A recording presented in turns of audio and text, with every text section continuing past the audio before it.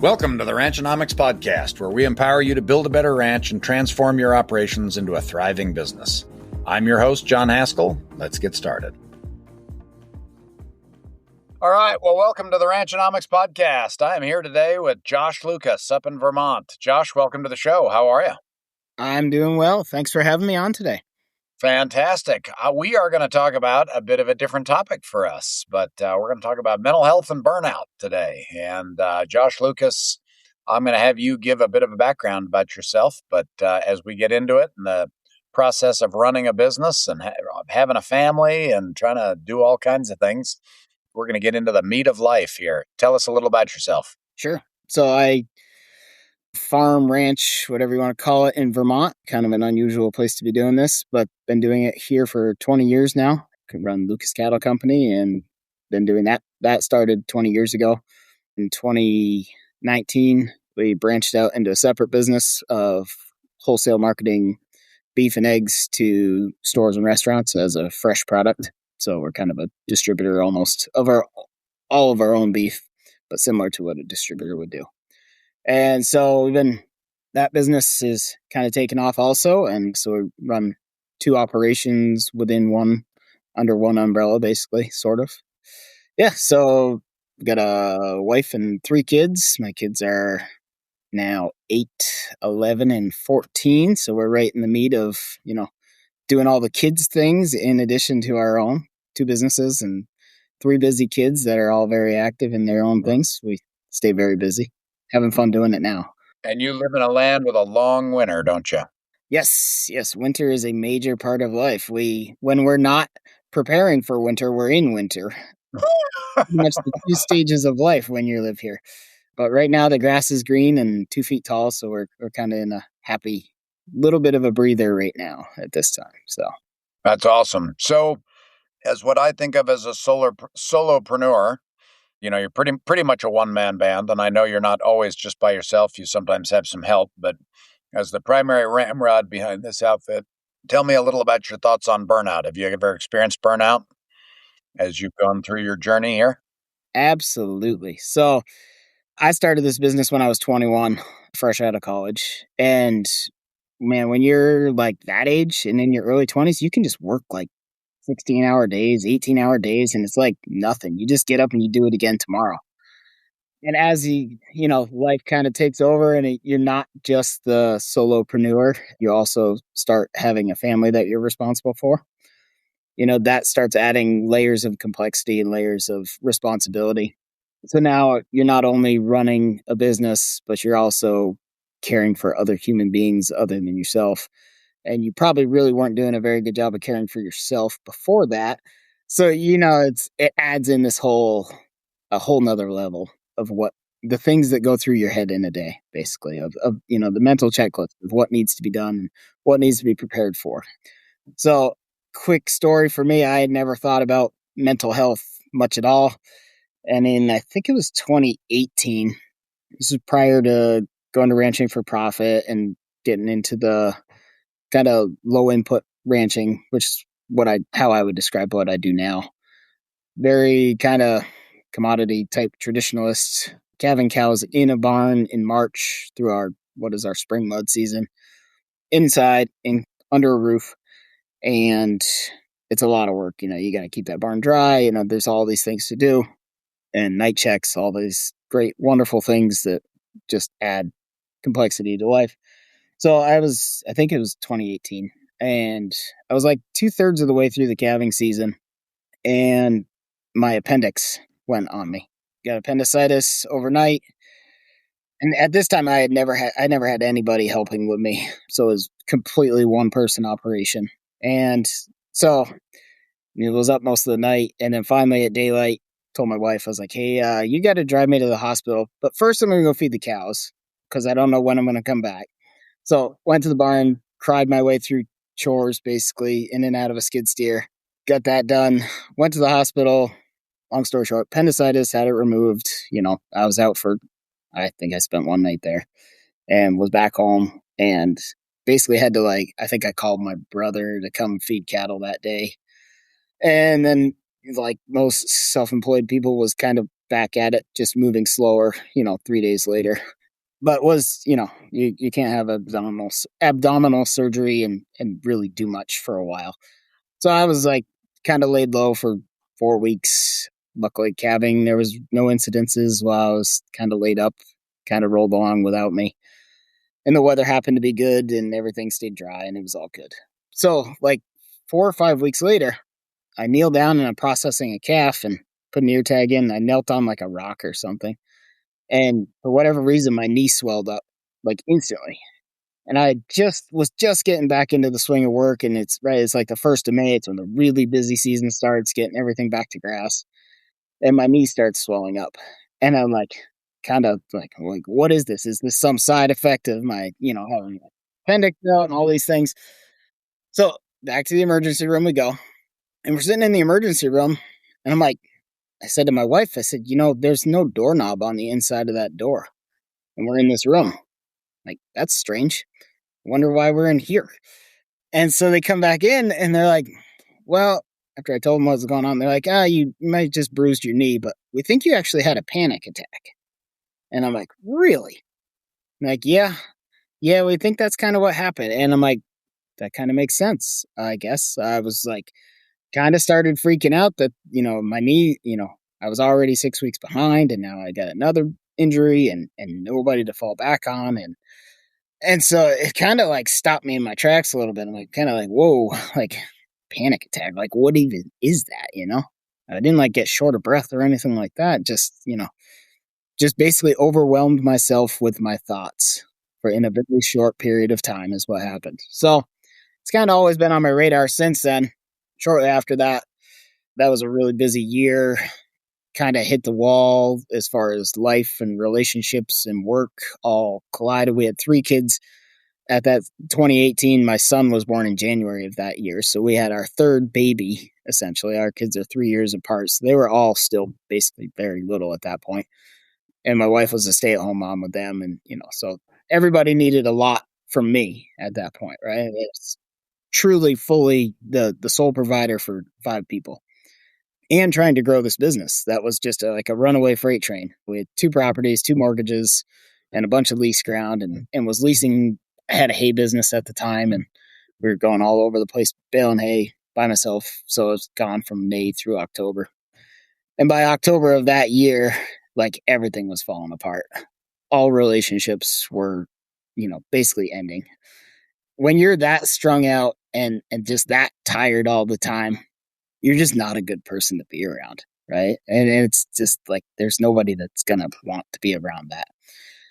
You have like zero We've all compassion. been there. Yeah, exactly. You have zero compassion for anybody around you or any of their own struggles because, of course, your struggles are more important at that point because you're burnt out and you haven't slept in 6 months. So I ended up in Ranching for Profit that winter, and that was like a 180 on a lot of things. So when I went to Ranching for Profit, the people part of that is what like took me off my feet. I went for the economics, and then like the people side of it is what really sunk in and kind of drove home. So just as a quick plug, if you haven't been to Ranch for Profit, go to Ranch for Profit. Good link in the show notes. Always there. Yep.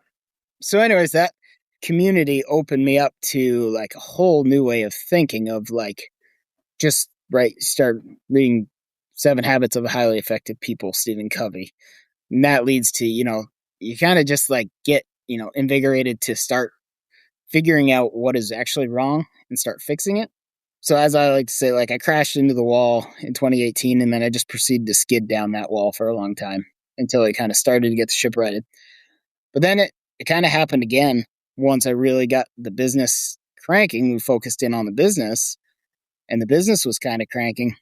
I didn't kind of keep all the personal relationships together at the time. So started focusing heavily on the business again, kind of old habits come back around. Next level of growth. And the next thing you know, all the other relationships are starting to struggle again. So where this all kind of ties back to the ranchonomics side of it is if your mind isn't right, as like you said, Bud Williams always said, get your mind right. If your mind isn't right, you can't be an effective business owner. You can't be an effective leader. You can't be an effective family person. Quite frankly, you can't be you can't be good with cattle either. Like I'm a I'm a cow guy. That's my thing. And like when things got pretty rough there for a while, we went through the worst pink eye I've ever seen. We had a pink eye outbreak that lasted 2 years. Oh, It would not stop, just oh, constant.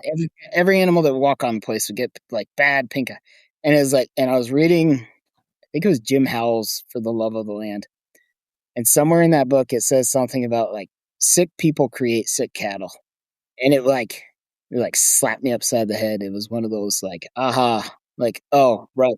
I'm stressed. I'm not walking into the pens calm and quiet. I'm probably being pushy. Like, these things all start to compound. And, if you have sick cattle, you're not going to make money on those cattle. That's at the end of the day, so then your finances start going sideways. What would have been a good profitable year all of a sudden becomes just break even at best or could be worse. And so that's kind of what I that's got me thinking about this a lot and kind of studying it and kind of in the process, you just kind of start to learn a lot as you grow up and stuff. And, so I got into reading psychology books and stuff quite a bit and just like trying to understand like how the human kind of processes things and how people yeah, do. cool.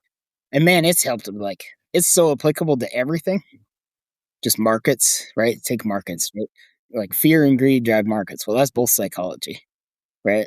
So, like, one of my favorite people to listen to is Dr. Jordan Peterson.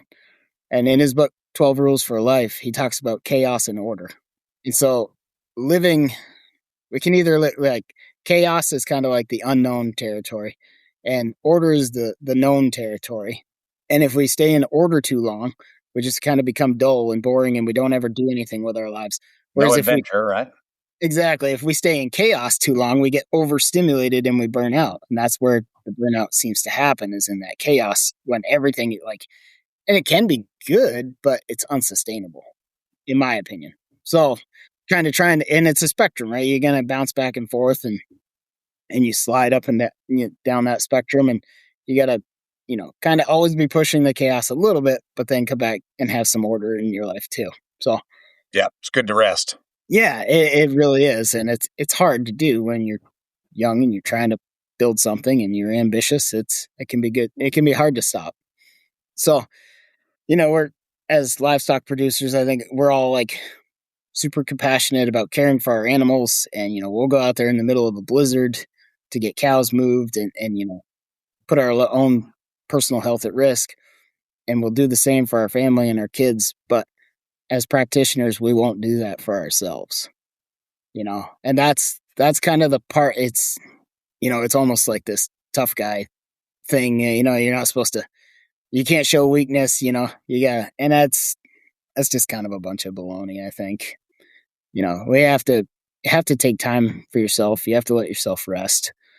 The world will eat you alive and it'll pass you by, and you'll just be a burnt out, miserable, grumpy person. So one tool that I found is really, really helpful that it was actually Alan Crockett did a presentation on it when I was in Executive Link on the circles of control.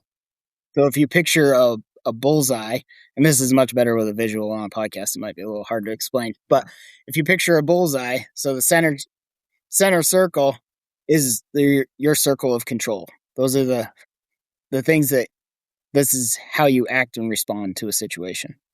Outside of that control is your circle of influence. These are kind of the people that are around you and how they act and respond to a situation. You have some influence on those people. And then the outer circle, which is the largest one, is the things that are completely out of your control, right? So these are the things that we talk about: markets, politics, weather, right? These are all highly influenced, in my own opinion. This is the opinion of Josh Lucas and nobody else, by medias, social medias, those sort of things, right? So right when I was kind of at my worst, right, I'd wake up and the first thing I'd do was watch a market report. Before I even said hello to my family, I was watching a market report on cattle that I was never going to see, wasn't even active in the market at the moment, but yet I had to watch that and listen to that every minute, every morning, first thing before I even start of the day, right? That sets the whole mood for the entire day. Just get the cortisol level right up to your eyebrows before you ever start, right? Exactly, and then load it up with caffeine so you got something to run on all day. Run out the door. Yeah. It's like Do a snowbank. exactly.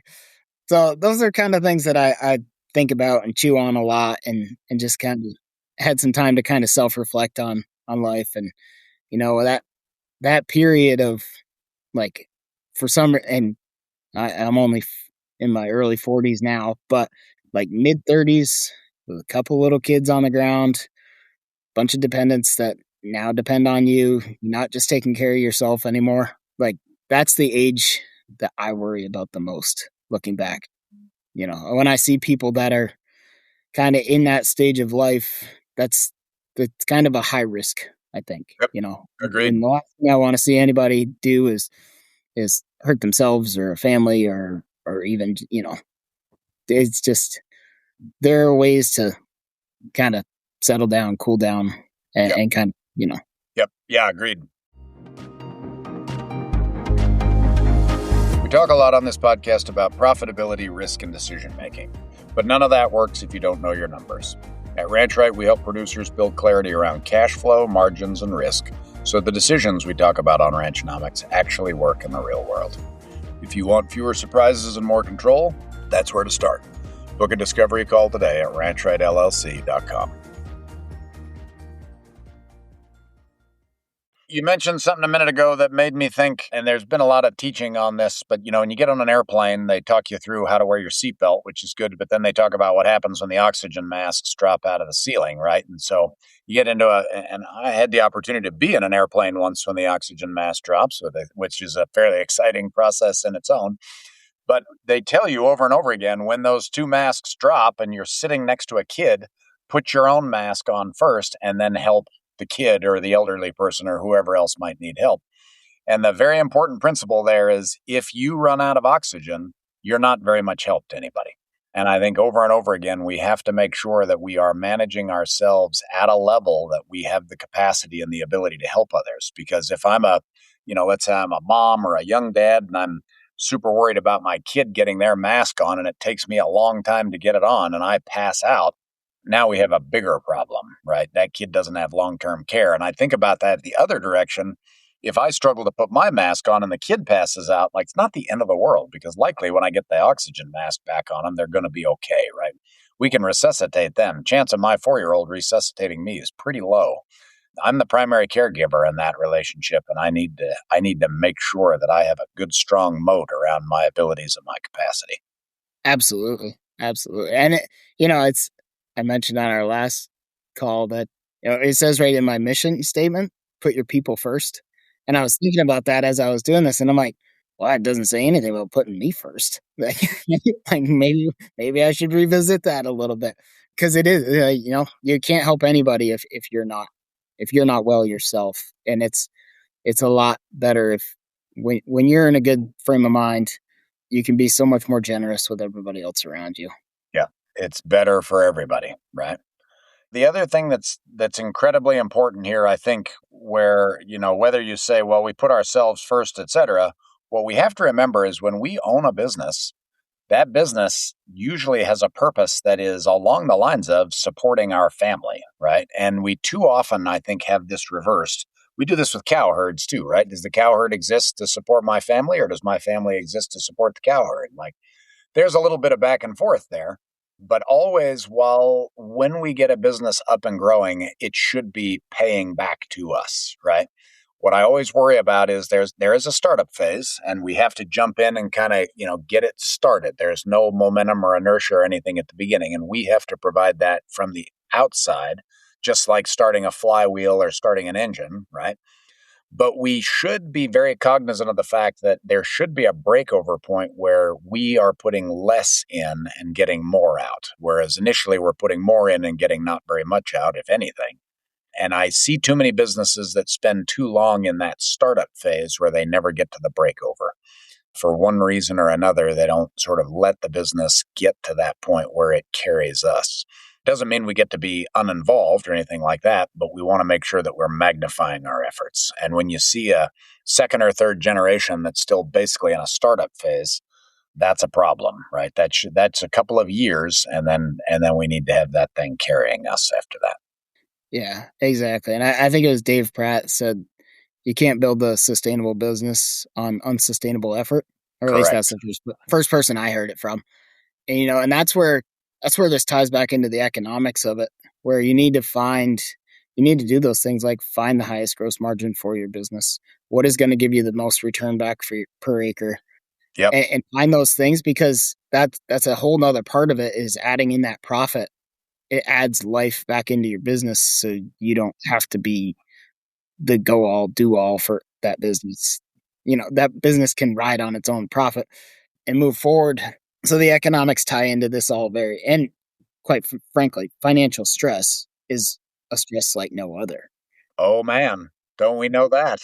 If you can't pay your bills, you are probably not going to be a very happy, sane person. Now, I mean, there's some people that I've done business with that have no issue with not paying bills, I guess, but I'm not one of those. And I think for the majority of people, that is a stressor that, it's important. It all ties together, the cattle, the economics, the profit, and the mental health, family relationships with people you do business with. Even if you're a single person, doesn't have to be family. If you're a jerk because you're mad at the world, then guess what? People aren't going to probably want to come over and help you do something. If you're screaming and hollering at your volunteer labor for the day, they're probably not going to come back. So, and maybe you need a nap. yeah, for sure. For sure. Don't fret the little things. That kind of, but that it gets really easy to get, for everything to be a fire to put out, and you become a hammer looking for a nail, Yep, that's in right. defensive mode through your day. And it's like, right. And for so many people, that becomes their identity, right? That firefighter deal becomes who they are, and then it just feeds back into itself, and that's a place I think we want to be very, very careful, because that's a dangerous road to be on. For sure. Absolutely. And when we see that a lot in agriculture, and you have to be careful, that comes back to, who are you around? You're the average of the 5 people you spend your most of your time with.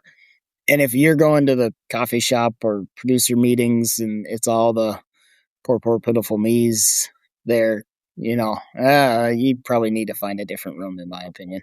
Yep. Because there's figure just out how toxic. to change that one or go to a different one. Yeah, for sure. Yep. Very good. Well, Josh, appreciate you being willing to share this. For those of you that don't know, we recorded a longer episode with Josh in our Stories series, talking about his adventure going from startup to where he is now. So that's a 20-year arc in his professional career. And that's kind of how we got onto this topic. And I think over and over again, we see that, as uncomfortable as it is, mental health, burnout, these types of topics depression, et cetera, are very, very important. And over again, I always come back to the central importance of the people in this deal and the relationships we have with people. Those are the things ultimately that we're really striving to improve and to grow, and that ultimately wind up often making us successful. So that's a very, very important piece. So any final thoughts before we wrap up? There's always somebody to talk to when things are really going sideways, Good. And have that one friend or that one mentor or somebody you can pick up the phone and call. This is kind of a lonely business sometimes. Most people that are in this business kind of chose it that way, or it chose them because they don't have to be around a lot of people. But as humans, we are meant to have a sounding board, and that is from other people. So you're never in it alone. That's right. So true. Where do people find you? You got a website? I actually don't have a website at the moment. At all? Okay. No, I fly in the dark. You can lurk around on Facebook. If somebody really wants my email, I can give them my email. Very good. Josh Lucas does like to talk about politics on Facebook, which I appreciate. I try to avoid it, and it just sucks me in. I understand. Yep. I have the same problem. Yep. That's the whole purpose for Facebook, to argue about politics. Works out great. Very good. Well, Josh, thank you very much. I really appreciate your time today. Appreciate you being willing to share, and look forward to talking again. Yeah, thanks for having me. Have a great day. You bet. You too. Thank you for tuning into the Ranchnomics podcast. We hope this episode helped you win today. If you enjoyed this episode, please subscribe and share it with a friend.